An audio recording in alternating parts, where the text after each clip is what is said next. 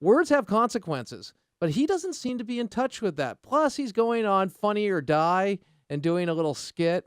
Now, that's not a problem to me. I don't think that really factors into what the Russians think of President Obama, because they recognize his past in threats and his action, what he believes in and what he's willing to do, as Dr. Ariel Cohen of the Heritage Foundation pointed out earlier on in the broadcast. Here is Dr. Krauthammer responding to the Funny or Die questions last night on O'Reilly, and also expounding on President Obama's weakness. Roll it. What makes them have no respect for Obama is not a minute and a half of sketch comedy with this guy. It's the fact that Obama comes into office. He appeases the Russians by canceling a missile defense agreement with the Poles and the Czechs, unilaterally, by the way. He then goes ahead and does a reset with Russia, which the Russians understand is a complete giveaway to them with no quid pro quo. And then they watch his stunt on Syria, where he says there's a red line, he threatens to attack, and then he clearly finds himself in a box, and he boxes down, and allows Putin, of all people, to come in and to rescue him with a phony deal about chemical weapons.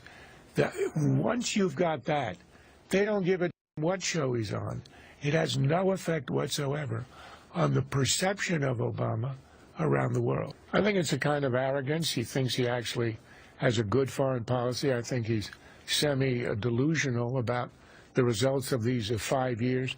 There is not a spot in the world. You can go from Syria to Libya to Iran to China to Russia to Ukraine, where the United States is not worse off, less regarded, considered weak than it was 5 years ago. This is a completely failed foreign policy, and he seems radically unaware of that. And the facts are right there. Now, there are those who say, why do you have to attack the president? Why are you doing this? You're undermining the president. Shouldn't the conflict stop at the water's edge? Look, this is about policy. You're going forward. It's never stopped the other side, but I really don't base my behavior on the behavior of the left. I mean, that would mean I would stay in a street and, in essence, carry disease and crime and anti-Semitism in a movement and become part of that and occupy Wall Street, all because I don't like how the economy is going, and I've latched on to the idea that somehow government should become the great redistributor even more. Yeah, no, not going to do that. I don't play that game. I'm not an occupier. I think that movement's disgusting, quite frankly. I understand it. I understand how people can be manipulated. I think there are some good people that probably get caught up in it. But once you start breaking the law and you don't offer any solutions and you allow anti-Semites and a whole host of other things to become part of your movement, not really on board. And I don't think anybody who has respect enough for themselves would be. That said, we have Dr. Krauthammer identifying what the Russians will respond to. They don't believe him. They don't believe our president, and the president still seemingly unwilling to do what it takes. Now, if you want to know what it takes affirming our allies. It takes backing them up with a long-term plan. It takes the fact of what Dr. Ariel Cohen said. They got to believe that, hey, you're willing to go all the way. And that's, I mean, listen to the whole interview, because he wasn't saying that outright. He wasn't going forward. Had to press him a little with the two examples that he gave with the Cuban Missile Crisis and the 73 Yom Kippur War with Israel. But, yeah, that's in essence what it takes.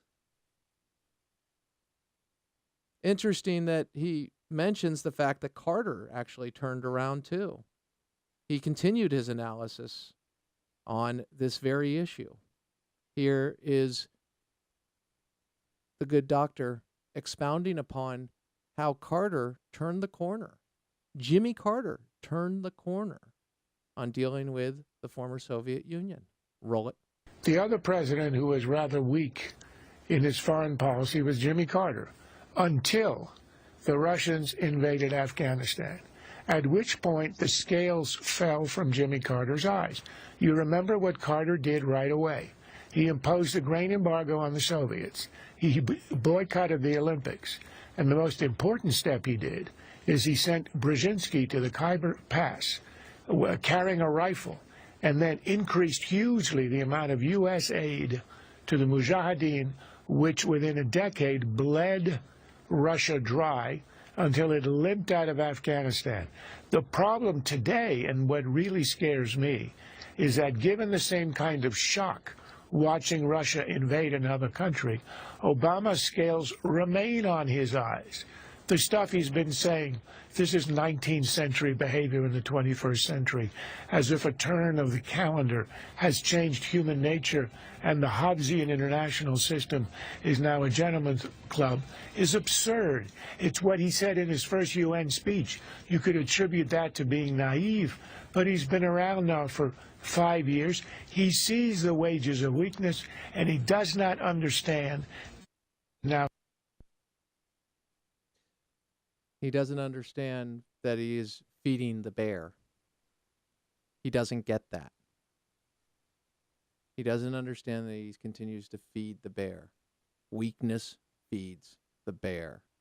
Consequences. You got to identify what you stand for, what you believe in, how you articulate that, and comprehensively defend it and advocate for it. There's a lot of steps between doing nothing and using military force. For those of you that are in the zone of do nothing or invade, it's a silly construct.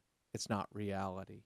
It's a political device in order to defend inaction from a president who does not have a view of America that many of his fellow Americans have. And I will just say, that being a force for good. He believes nuclear weapons are the enemy. I believe that people that have nuclear weapons that like to subjugate, invade, totalitarian regimes, evil dictators, run by evil dictators, those are the enemy's the enemy. The other parts of the debate or discussion are tools in which to stop the enemy and to expand freedom and to protect freedom. And we're all bright enough to understand that, aren't we?